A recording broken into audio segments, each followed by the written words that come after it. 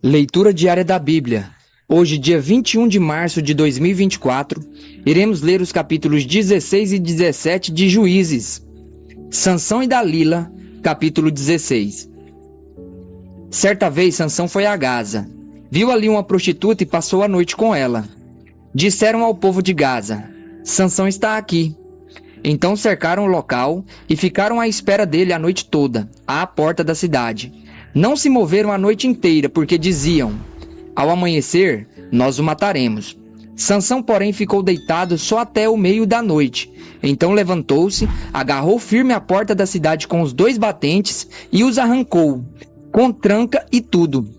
Pôs tudo nos ombros e os levou ao topo da colina que fica em frente ao Hebrom. Algum tempo depois, ele se apaixonou por uma mulher do vale de Soreque, chamada Dalila. Os governantes dos filisteus foram dizer a ela: convença-o e veja em que consiste o segredo da grande força que ele tem e com que poderíamos amarrá-lo, para assim podermos subjugá-lo. Cada um de nós dará a você 1.100 ciclos de prata. Disse, pois, Dalila a Sansão: conte-me, por favor, de onde vem a sua grande força e como você pode ser amarrado e subjugado. Sansão respondeu-lhe: se alguém me amarrar com 7 tiras de couro, ainda úmidas, ficarei tão fraco quanto qualquer outro homem. Então os governantes dos filisteus trouxeram a ela 7 tiras de couro ainda úmidas, e Dalila o amarrou com elas. Tendo homens escondidos no quarto, ela o chamou: Sansão, os filisteus vêm sobre você. Ele, porém, arrebentou as tiras de couro como se fosse um fio de estopa perto do fogo. Assim, não se descobriu de onde vinha a força dele.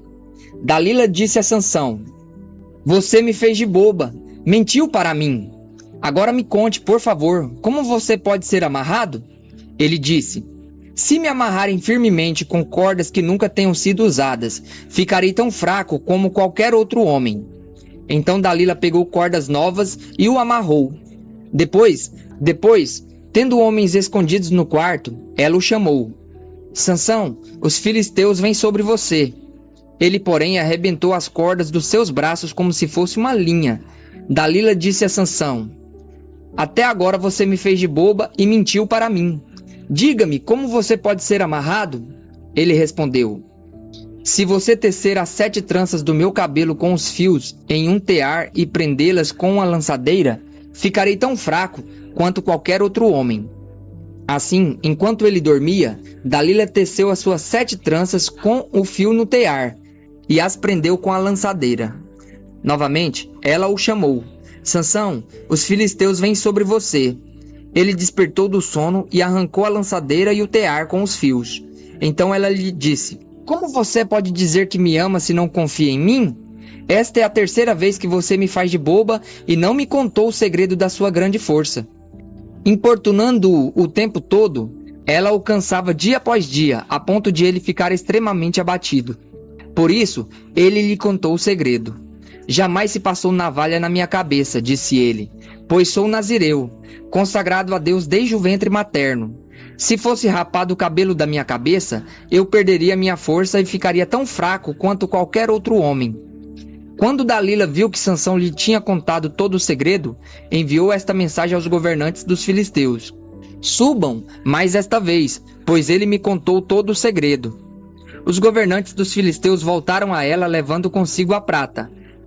Fazendo-o dormir no seu colo, ela chamou um homem para cortar as 7 tranças do cabelo de Sansão, e assim começou a subjugá-lo, e a sua força o deixou.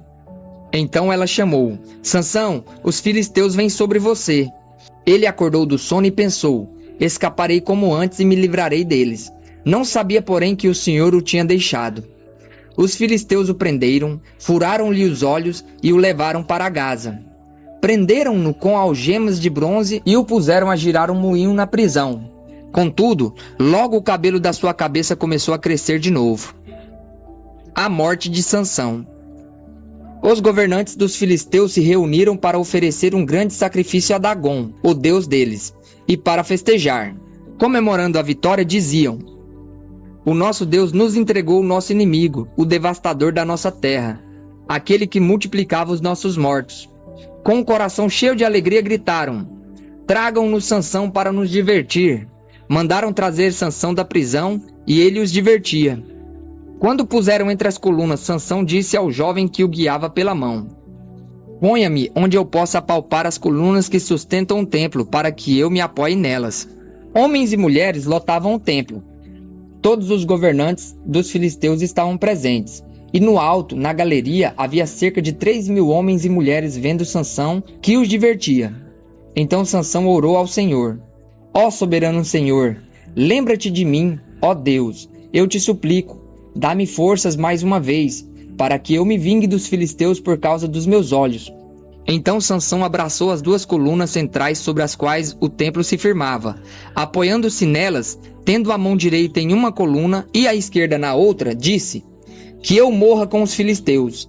Em seguida, empurrou com toda a força, e o templo desabou sobre os governantes e sobre todo o povo que ali estava.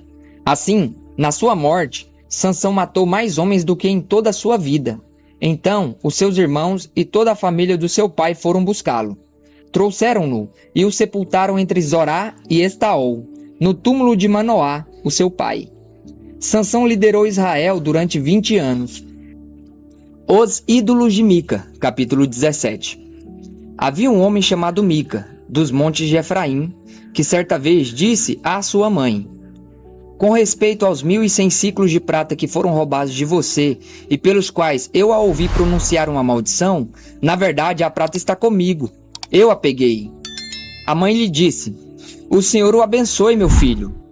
Quando ele devolveu os 1.100 ciclos de prata à mãe, ela disse: Consagro solenemente a minha prata ao Senhor, para que o meu filho faça uma imagem esculpida e um ídolo de metal. Eu a devolvo a você. Ele, porém, devolveu a prata à sua mãe, e ela separou 200 ciclos e os deu a um ourives, que deles fez a imagem e o ídolo. Estes foram postos na casa de Mica. Ora, esse homem, Mica, possuía um santuário. Fez um colete sacerdotal e alguns ídolos da família e pôs um dos seus filhos como sacerdote. Naquela época, não havia rei em Israel. Cada um fazia o que era certo aos seus próprios olhos. Um jovem levita de Belém de Judá, procedente do clã de Judá, saiu daquela cidade em busca de outro lugar para morar. Na sua viagem, chegou à casa de Mica, nos montes de Efraim. Mica lhe perguntou: De onde você vem? Sou levita, de Belém de Judá, respondeu. Estou procurando um lugar para morar. Fique comigo, Mica lhe disse. Seja o meu pai e sacerdote, e eu darei a você 10 ciclos de prata por ano, roupas e comida. O jovem levita concordou em ficar com Mica, e tornou-se como um de seus filhos. Mica acolheu o levita, e o jovem se tornou seu sacerdote e ficou morando na casa de Mica.